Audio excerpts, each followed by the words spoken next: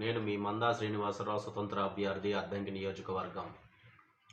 ప్రస్తుతం అద్దంకి పట్టణంలో mini bypass కొత్తగా రోడ్డు మార్గాన్ని నిర్మిస్తున్నందుకు ఈ యొక్క మంచి తరుణమనే చెప్పవచ్చు.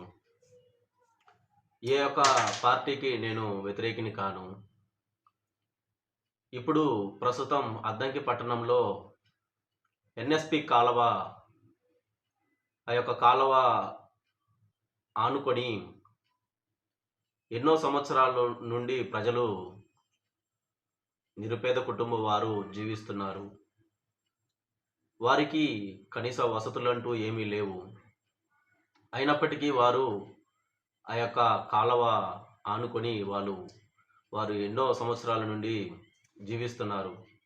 ఇప్పుడు ప్రభుత్వం అభివృద్ధి పనులు చేపట్టిన దృష్ట్యా ఉన్న పలంగా ఆ యొక్క ఎన్ఎస్పి కాలువ సమీపాన ఉన్నటువంటి పేద ప్రజలను ఈ యొక్క పండగ పర్వదినాలలో క్రిస్మస్, నూతన సంవత్సరం, సంక్రాంతి ఇలాంటి ఒక పవిత్రమైన పండుగ దినాలలో వారిని హుటాహుటిన తరలించడం అనేది మంచి పరిణామం కాదని నేను సూచిస్తున్నాను. అభివృద్ధి చేయడం అనేది అది సంతోషకరమే. నేను ఏ ఒక్క పార్టీకి నేను వ్యతిరేకిని కాను.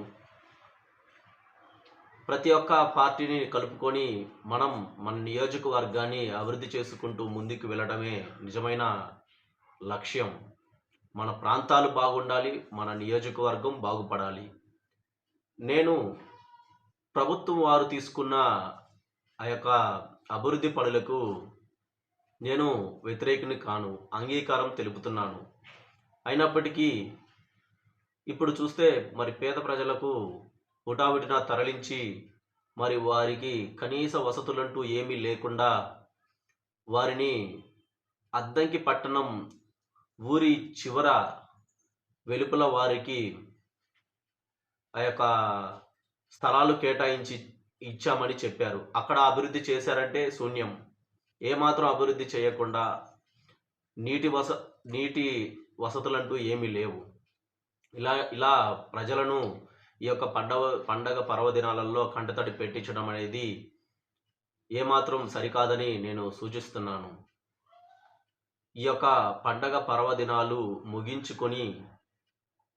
ముగించిన తరువాత అభివృద్ధి పనులు చేపట్టాలని మందా శ్రీనివాసరావును నేను ప్రభుత్వాన్ని